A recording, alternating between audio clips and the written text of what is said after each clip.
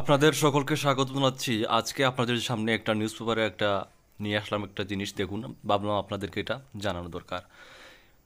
তো আপনাদের ট্যাগলাইনটা কি দেখতে পাচ্ছেন? বেকার ও কর্মচারী ইস্যুতে বেকায়দায় সরকার, অর্থাৎ ত্রিপুরা রাজ্যের সরকার। তো এখানে অনেক কিছু আলোচনা করা হয়েছে।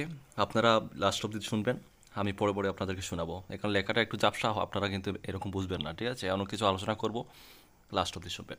চ্যানেলে যদি নতুন হয়ে থাকেন অবশ্যই চ্যানেলটিকে সাবস্ক্রাইব করে পাশে থাকবেন, এবং অবশ্যই প্রত্যেক দিন চ্যানেলটাতে অনেক কিছু আমরা দিয়ে থাকি, ক্লাস দিয়ে থাকি, চাকরির আপডেট দিয়ে থাকি, সবগুলো ফলো করবেন।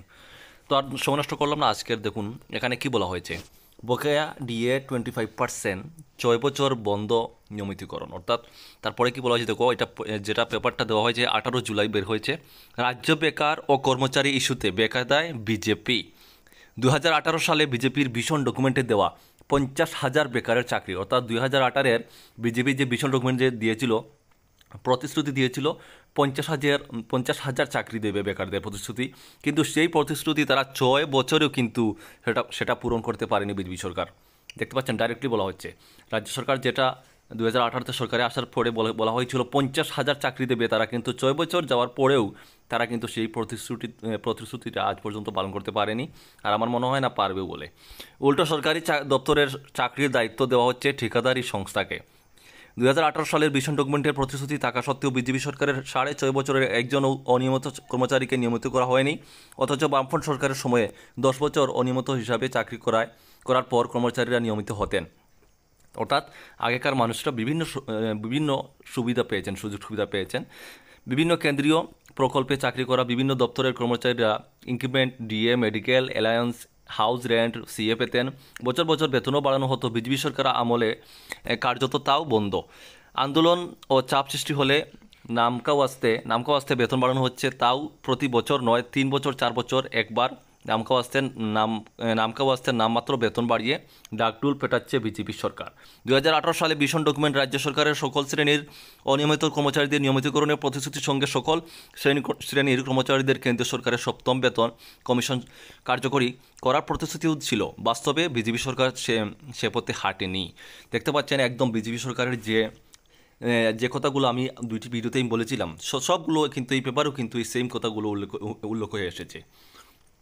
তারপর কি বলা হচ্ছে, বিজেপি ক্ষমতায় আসার পর কেন্দ্রীয় সরকারের 7ম বেতন কমিশন সরাসরি কার্যকর না করে বার্মা কমিটি গঠন করেন। কেন্দ্রীয় 7ম বেতন কমিশন কার্যকরী না করে বার্মা কমিটির রিপোর্ট মতো বেতন ভাতা প্রদান করে বিজেপি সরকার। এতে কর্মচারীরা বেসিক বেতন থেকে শুরু করে DA, house rent, medical allowance, CA, গ্র্যাচুইটির ক্ষেত্রে আর্থিক বঞ্চনার শিকার হন। কেন্দ্রীয় 7ম বেতন কমিশন অনুযায়ী কেন্দ্রীয় সরকারের কর্মচারীরা 20 লক্ষ টাকা গ্র্যাচুইটি পাচ্ছেন। এক্ষেত্রে রাজ্যের বিজেপি সরকার দিচ্ছে 10 লক্ষ টাকা, অর্থাৎ কেন্দ্রীয় সরকারের অর্ধেক। চিন্তা করতে পারছেন, ডিএর ক্ষেত্রেও বিজেপি সরকার রাজ্যের কর্মচারীদের চরমভাবে বন্দনা করছে। তো আপনারা যারা অন্ধভক্ত আছেন, শুধু যে বিজেপি সরকার সেই করেন, দেখুন আপনাদের মা বাবা আপনাদেরকে অনেক কষ্ট করে পড়াশোনা করেছে, কিসের জন্য? চাকরির জন্য। আর আপনারা চাকরি যদি পেয়েও থাকেন আপনাদের যোগ্যতা অনুযায়ী, সেটারও কিন্তু বছরে বছরে ইনক্রিমেন্ট হওয়া দরকার, কারণ আপনি আপনার যোগ্যতায় পেয়েছেন, মনে রাখবেন।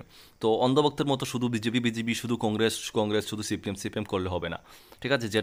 যে সরকার আপনার ভালো করে, ওই সরকারকে সাপোর্ট করতে হবে। তাতে শুধু আপনি নয়, আপনার ভবিষ্যৎ প্রজন্মও কিন্তু লাভবান হবে। তারপরে কি বলা হয়েছে, দেখো, সরকারের কর্মচারীরা 2024 সালে 1 জানুয়ারি থেকে ডিএ পাচ্ছেন বেসিক বেতনের 50% মাত্র। বিজেপি সরকার রাজ্য কর্মচারীদের ডিএ দিচ্ছে মাত্র বেসিক বেতনের 25%। আপাতত দৃষ্টিতে রাজ্যের কর্মচারীরা কেন্দ্রীয় সরকারের কর্মচারী থেকে 25% কম ডিএ পাচ্ছেন মনে হলেও বাস্তবে ডিএ ব্যবধান হবে 35 থেকে 40%।